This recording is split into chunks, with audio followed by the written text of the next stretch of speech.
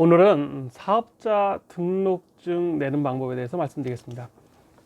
보통 사업자 등록증을 낸다고 하면 처음에 여러 가지 생각을 많이 합니다.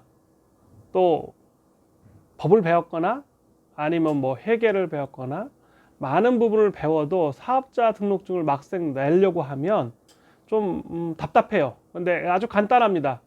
사업자 등록증을 내기 위해서는 개인으로 할 것이냐 법인 사업자로 할 거냐를 선택해야 됩니다. 개인은 개인의 소득이 정확하게 집계되기 때문에 사업 목적에 따라서 좀 외형이 커질 것 같다 하면은 무조건 법인 사업자가 낫습니다. 그러면 법인 사업자는 분기마다 부가가치세 신고를 해야 되고 법인 결산을 신고해야 되기 때문에 관리하는데 조금 돈이 더 듭니다. 근데 보통 요즘에는 유튜브에 그러한 그 신고 방법이 잘 나와 있기 때문에 스스로 셀프로 많이 하고 있습니다. 충분히 할 수 있습니다. 그래서 저는 오늘 지식산업센터를 소유하면서 대출을 받고 1년의 과정을 말씀드리겠습니다. 지금 부동산 시장이 풍선 효과로 지식산업센터는 인기가 많습니다. 지식산업센터를 담보대출 받고 싶다. 90%까지 나온다. 이거 확실합니다. 그런데 여기서 먼저 선행돼야 될 것은 사업자 등록증을 내는 거예요. 개인 사업자로 하면 설령 자기 목적이 임대사업이 아니다 하더라도 나중에는 최종적으로 임대를 주면은 표시가 나기가 쉽기 때문에 저는 가급적이면 법인하는 걸 원하고요. 법인을 하면 법인카드로 비용을 쓸 수 있기 때문에 상당히 좋은 면도 많아요.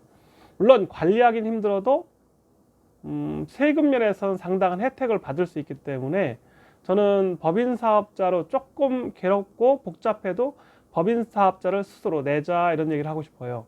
법인 사업자를 낼 때는 목적사항, 상호, 그 다음에 발행할 주식의 총수, 일주의 가격, 그 다음에 발행 당시의 주식 총수, 본점 소재지, 그 다음에 공고하는 절차가 있는데요. 이게 절대적 기재사항이에요. 근데 법인의 목적이 확실해야 돼요. 그 다음에 자기 이름과 똑같은 상호가 있어야 되는데 법인 목적에 구로에 있는 지식산업센터에 오신다고 하면은 IT 업종으로 그 다음에 가상 세계가 상당히 많이 늘어나고 있기 때문에 사업자 등록증을 낼 때는 가급적이면 IT 사업 업종으로 하시는 게 제일 좋아요.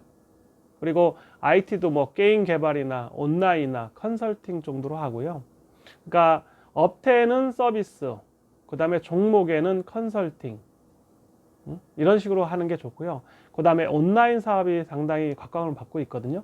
온라인도 역시 서비스업입니다. 업태 서비스, 온라인 광고, 기타 온라인과 관련된 많은 부수익이 날 수 있거든요. 동영상 사업도 역시 똑같은 온라인 사업 중에 하나, 아니면 동영상 사업이라고 하셔도 돼요. 그러면 입주하는데 전혀 불이익이 없어요. 그리고 뭐 기타 IT에 관련된 많은 사업이 있다 보니까 저는 권하는 게 뭐냐면 IT 쪽에 가깝게 해라. 그리고 사업은 1인 기업 또는 소수 정예로 해라. 왜냐하면 코로나 이후에 사업 패턴이 완전히 바뀌었어요. 그래서 저는 처음에 개인으로 할 거냐 사업자 등록증을 법인으로 할 거냐 선택하고 가급적이면 비용을 쓰거나 아니면 기타 많은 그 법적 혜택이 있고 절세 효과가 좋은 법인을 추천하고요. 두 번째는 이제 업태와 종목을 선택할 때 서비스업, IT업 이렇게 해놓고 옆에다가 컨설팅이라든가 온라인 광고, 동영상 촬영, 편집, 기타 많은 뭐 게임, 수없이 많은 일을 자기가 가장 가까운 곳에 IT 업종을 넣는 것이 제일 좋습니다. 그러면 자, 이렇게 사업자 등록증을 내고 그 다음에 이제 사무실을 저는 구매하라고 합니다. 임대하면 임대 수익이 나거든요. 근데 지식산업센터는 지금 웬만한 신용이면 5등급, 은행에서 말하는 5등급, 1등급에서 5등급 사이면 무조건 대출이 나오고요. 90% 담보대출 충분합니다. 그리고 이제 비용도 취등록세 4.6%라든가 기타 관련된 법무사 비용,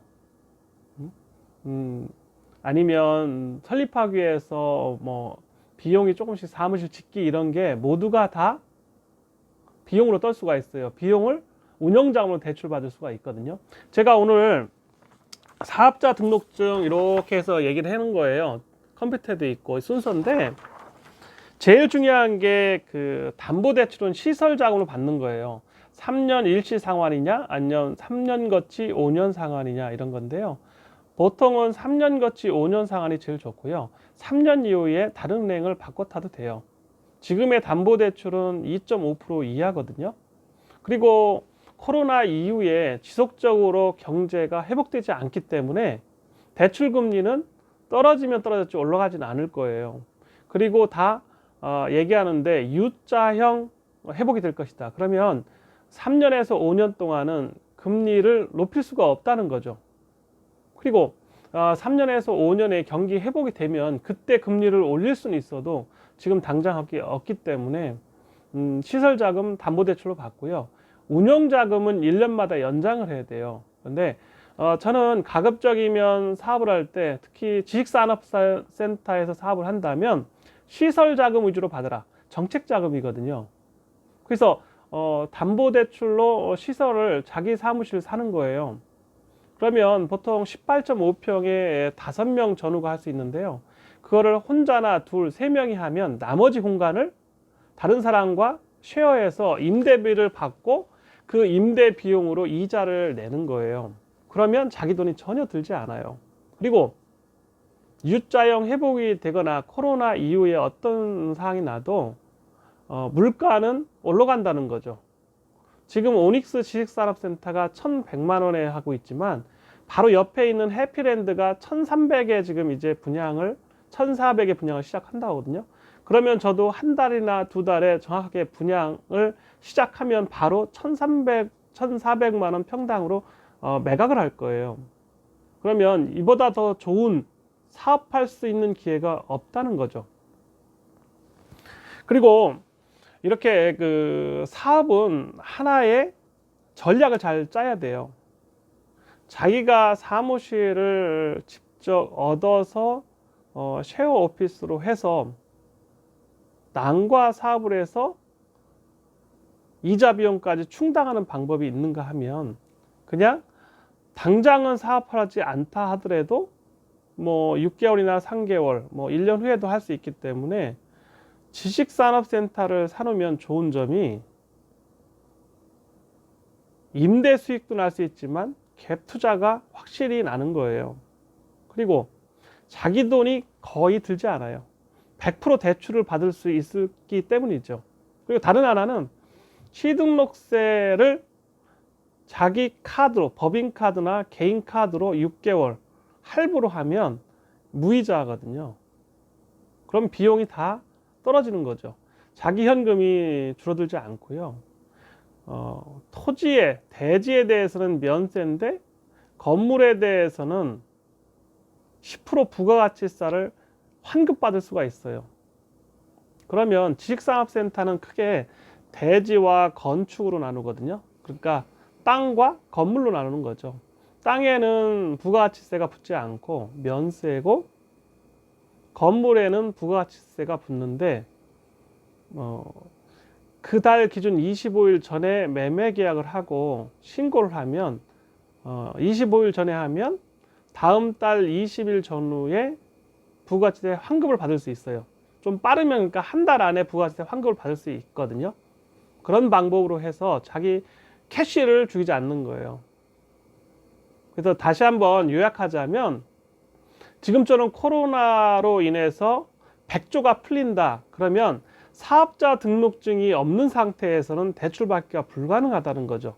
그러면 구로에 있는 오닉스 지식산업센터처럼 지식산업센터에 신규, 전혀 들어있지 않은 신규는 90% 대출받는데 전혀 지장이 없어요. 물론 임대가 맞춰진 걸 사면 70%도 채 안 나올 수가 있고, 목적이 임대이기 때문에 대출이 거의 불가능합니다.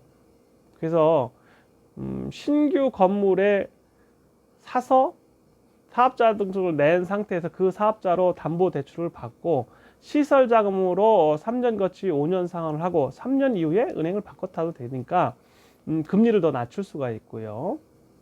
그 다음에 세무서에는 당연히 업태는 서비스 쪽에, 종목에는 IT 관련된 자기가 할 수 있는 사업을 하면 돼요.